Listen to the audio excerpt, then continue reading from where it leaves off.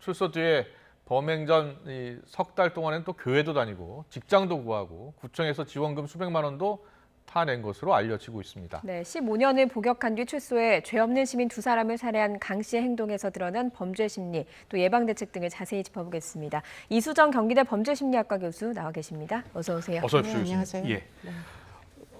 강 씨가 지금 인터뷰 하는 과정에서 발길질도 하고요. 네. 그리고 더 죽이지 못해 한이 된다 이런 말을 하는 이유가 사회에 대해서 아주 강한 적개심을 갖고 있는 것 같거든요. 네, 뭐 강한 적개심을 가진 것으로 보이고요. 예. 이런 말을 그러면 왜 했느냐? 예. 나중에 틀림없이 본인에게 불리한 진술이 될 텐데 그럼에도 불구하고 이 적개심을 그냥 분출시키고 싶을 정도로 네. 자기 조절이 잘 안 되는 사람이다. 이렇게 이제 봐야 될 것이고요. 예. 그 지경이 된 데는 아마 이 강 씨의 과거력하고 매우 밀접 연관성이 있는 것 같습니다. 이 사람이 사실은 10대 때부터 교도소를 들락거렸거든요. 네. 그러니까 어떻게 보면은 청소년기는 사회화의 과정을 거쳐야 되는 매우 중대한 시기인데 그 시기를 결국은 제대로 정상적인 발달을 못하다 보니 결국 계속 평생 동안 이제 그 교도소 수용을 아주 자기 집 드나들듯이 그렇게 이제 여러 번 하게 되고 이 사람이 전체적으로 보면 교도소 안에서 산 기간이 교도소 바깥에서 산 기간보다 더 길잖아요. 네. 예. 그렇기 때문에 사실은 이번에 또 체포가 돼도 별다른 두려움이 없어 보입니다. 아, 네. 교도소가 그만큼 좀 익숙하다. 네, 굉장히 교도소화되어 있는 사람이다라고 네. 보이고요. 그게 아마도 시신을 싣고 자수를 하게 된 계기, 더 이상 두려울 게 없기 때문에 뭐 지금 이 지경이 된 상황에서 아마 도주를 중도 포기한 걸로 보입니다. 네. 전과 14범 출소한 뒤 석 달 만에 2명을 살해했잖아요. 네. 보니까 26일 날 한 명을 살해하고 사흘 뒤에 또 한 명을 살해했는데 그 살해하기까지 관리, 감독해야 할 당국은 무엇을 했을까요? 그렇죠. 지금 이 사람은 거의 사이코패스에 해당하는 어떤 성격 특성을 지금 보이고 있지 네. 않습니까? 예. 그런데 문제는 위험한 사람이라는 것을 15년 전에는 아니었지만 소급 적용을 해가지고 이 사람이 전자 감독을 받게 된 사람이에요. 네. 그렇기 때문에 재판부에서는 사실은 이 사람의 재범 위험성을 파악을 한 것으로 보입니다. 예. 그런데 문제는 이제 재범 위험성이 높다는 거는 알고는 있었지만 네. 문제는 관리를 하는 시스템이 굉장히 지금 빈틈이 허술하게 이제 뚫려 네. 있는 거죠. 예. 그러다 보니까 일단 전자 발찌를 채우기는 했지만 그런데 24시간 지리적인 정보만 감시를 하다 보니까 사실은 지리적 정보만 감시하다 보면 결국은 집은 위험 지역이 아니잖아요. 네. 예. 그래서 첫 번째 인명 피해는 집 안에서 일어난 것으로 보입니다. 네. 예. 그런데 그 이후에 준수 사항을 야간에 이제 외출을 해가지고 준수 사항을 위반을 하게 되면 그때는 지리적인 정보를 추적하기 때문에 네. 보호관찰소에서 알람이 뜹니다. 네. 그러면 그때 출동을 해서 이 사람을 면담하고 집에까지 방문을 했었으면 네. 예. 아마도 두 번째 살인 사건은 막을 수가 있었겠죠. 일단 방문은 했었거든요. 네, 방문은 네, 했었는데 그 앞에서 통화만 하고 보호관찰관이 돌아갔다고 네, 하더라고요. 거짓말에 아마 좀 이렇게 기왕이 된 것 같습니다. 네.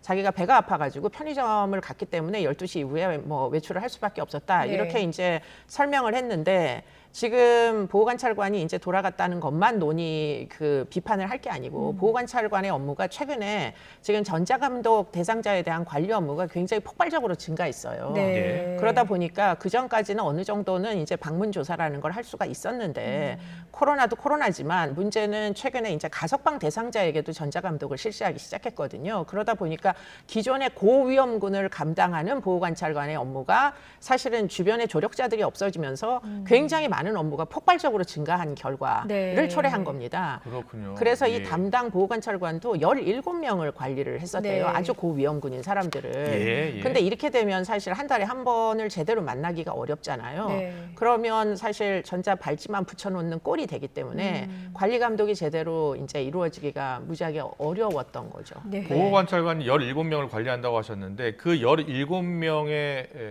범죄 기록이라든지 네, 재범 네, 확률이라든지 네. 이런 부분도 다 알고 있는 겁니까? 보호관찰관은 알고 있죠. 그러니까 예. 본인이 담당하는 17케이스가 어떤 사람들인지 알고 있을 거예요. 예. 그런데 문제는 지금 전자발찌를 훼손한 이후에는 사실은 경찰에게 의뢰를 해가지고 나가서 이제 그 사람을 수습을 해달라 이렇게 네. 이제 요청을 하지 않습니까? 예, 예. 그런데 문제는 그 당시에 현장에 출동했던 경찰들이 이 사람이 전과 18범에 성범죄 누범자에 지금 그 외에도 강도 강간을 평생 동안 해온 사람이다.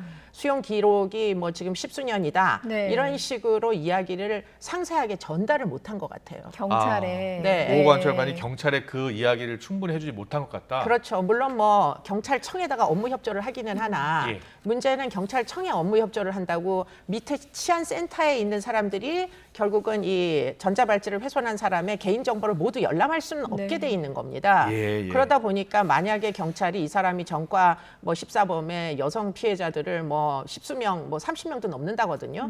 흉기를 들고 이렇게 위협해가지고 돈도 뜯고 성폭행도 하고 이런 사람이었다는 걸 만일 알았다면 그렇다면 아마 뭐 영장이 이제 나올 때까지 기다리지 않고 긴급 사안으로 현행범은 사실 주거지에 들어갈 수 있거든요. 네. 조금 더 의지를 가졌으면 그 주거지 안에 들어가서 시신이 있다는 사실을 알게 돼서 즉시 이제 체포의 노력을 했을 수 있을 것 같은데 네. 문제는 영장을 청구하고 그 적법한 절차를 지키다 보면 사실은 금방 뭐 문을 뜯고 들어가는 경우에 경찰이 나중에 다 그 책임을 져야 되다 보니까 네. 그와 같이 이제 뭐 과하게 업무 처리를 긴급하게 하지 않는 게 이제 관행이었던 거죠. 예. 네, 그래서 예. 결국은 못 들어갔습니다. 예. 네.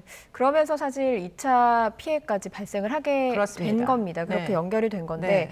저희가 취재한 바에 따르면 2천만 원을 갚으라고 해서 두 번째 피해자를 살인했다 이렇게 이야기를 했거든요. 네. 사실 교도소에 이렇게 오래 있었던 사람들이 나오면 뭐 취업하기도 어렵고 그래서 뭐 기초생활수급자로 선정해달라고 난동을 피우기도 하고 그랬다고 하거든요. 금전적인 문제 때문일 가능성이 크겠습니까? 저는 그건 아니라고 보이는 예. 게 기초생활수급자가 됐어요. 그래서 이분이. 네. 그리고는 이제 직장도 구했습니다. 갱생보호사업이라고 해가지고 출소자에 대한 취업 지원을 하거든요. 주거지도 이제 제공을 하면서 아. 이 사람은 주거지도 있었고 취업이 돼서 화장품을 파는 이제 영업 이제 직원을 했던 것 같아요.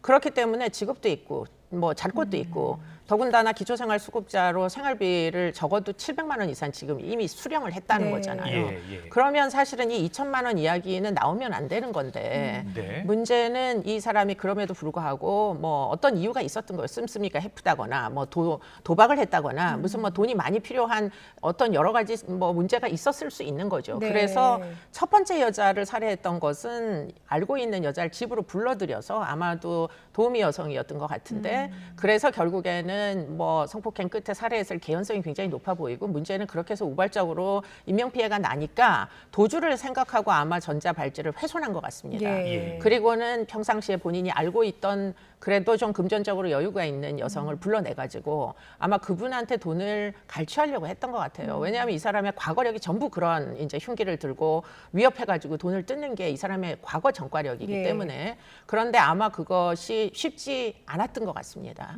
그래서 도주 자금을 확보하지 못해서 결국은 이리저리 배회하다가 결국 자수를 자기 발로 하게 되는 이런 과정이었던 것으로 추정이 됩니다. 물론 예. 그렇기 때문에 두 번째 살인은 돈 때문이라고 본인은 주장할 수 있지만 네. 객관적으로 봤을 때 사실 금전적으로 3개월 있었거든요. 이 사람이 700만 원을 국가에서 받으면은 충분히 살 수 있습니다. 그렇죠. 네. 주거지도 제공되고 네. 그렇기 때문에 저런 식으로 얘기하는 것 자체가 사실은 사회를 탓할 게 아니라 자기 탓을 해야 되고 반성을 해야 되는데 지금 눈꽃만큼도 반성하는 태도를 안 보이잖아요. 예. 저런 인재 특성이 바로 사이코패스다라는 걸 입증하는 그런 특이성들이죠. 예. 예. 네.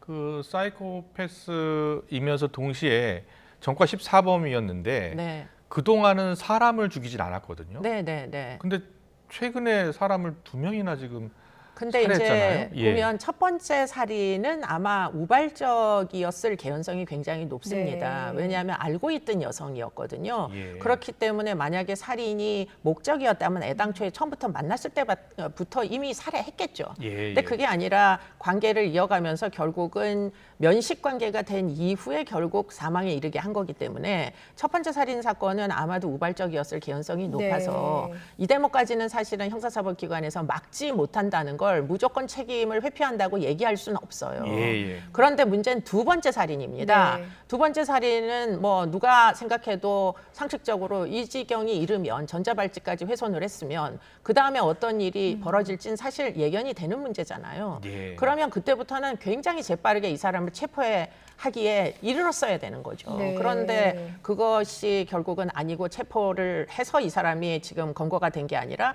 자기 발로 지금 경찰서에 올 때까지 경찰도 보호관찰관도 법무부도 지금 이 사람이 무슨 짓을 하고 돌아다니는지 몰랐다는 게 이제 문제인 예. 거죠. 네. 지금 이 강 씨의 경우에는 교회도 다녔고요. 네. 화장품 판매업을 하면서 말씀하신 대로 직업도 가졌습니다. 네.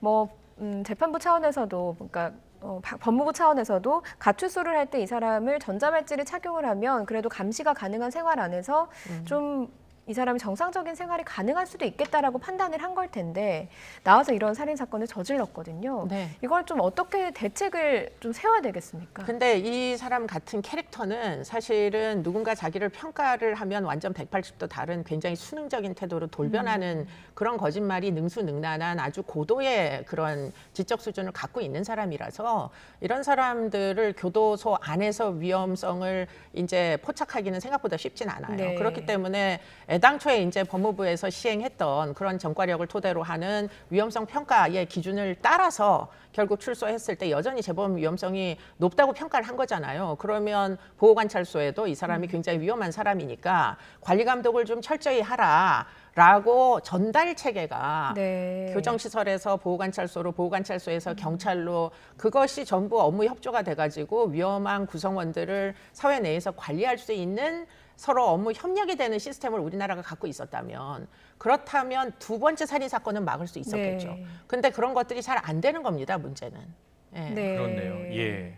이 보호관찰관과 경찰관의 협력 관계, 유기적인 협력 관계가 일단 필요한 것 같고요. 그러려면 예. 이제 그 범죄자들의 개인정보라고 무조건 비밀에 붙일 게 아니고요. 일반인들이 지금 몰라요, 이 알 수가 사람이. 없죠. 예. 네. 그렇기 때문에 누구인지. 아주 고도의 위험성이 있는 사람들에 대하여서는 범죄의 정보를 사법기관 안에서도 서로 쉽게 공유할 수 있어야 되고요. 예. 네. 또 이 사람이 만약에 아동 성범죄가 아니었어도 고도의 위험이 있다고 판정이 됐으면 신상을 등록시킬 수도 있었어야 되는 거죠. 네. 그렇죠. 그런데- 지금 현재 법으로는 이 사람의 신상 등록이 안 돼 있고 그렇습니다. 주변 사람들 모르고 있는 거죠. 네, 네. 그렇기 때문에 지역사회 주민이 그 누구도 알지 못해서 지금 아마 이 두 여성도 직장에서 만났다면 사실 누가 발찌를 차고 있는지 바지 속에 있는데 어떻게 알겠어요. 그러니까 예. 사실은 경계심 없이 드라이브 하자. 그랬을 때 밤늦은 뭐 시간대에 여자가 나갈 수밖에 없는 상황이 전개되는 거죠. 네. 근데 이 신상 정보 공개 제도가 생기기 전에 범죄를 저질렀기 때문에 지금 소급 적용이 안 된 겁니다. 소급 적용이 안 네, 되는 네, 거잖아요. 네, 다른 네, 네. 방법은 전혀 없는 겁니까? 그런데 이제 뭐 그렇게 소급 적용하는 게 정상적인 이제 그 절차는 아니고요. 상당히 그렇죠. 위험의 논란도 위헌의 이제 네. 그 논쟁도 있고 하기 때문에 그렇습니다. 그렇기 때문에 뭐 신상 정보가 공개되지 않은 부분에 대해서까지 책임을 묻긴 좀 어렵지만 예. 이제 일단은 전자발찌라는 건 사실 무한정으로 사람들을 관리를 할 수는 없잖아요. 예. 그렇기 때문에 최근에 이제 추정해 보면 한 4천 명 정도밖에 관리를 하지를 못하는 것으로 네. 왜냐하면 예. 이제 전자 계기판이 서울이랑 대전밖에 없어요.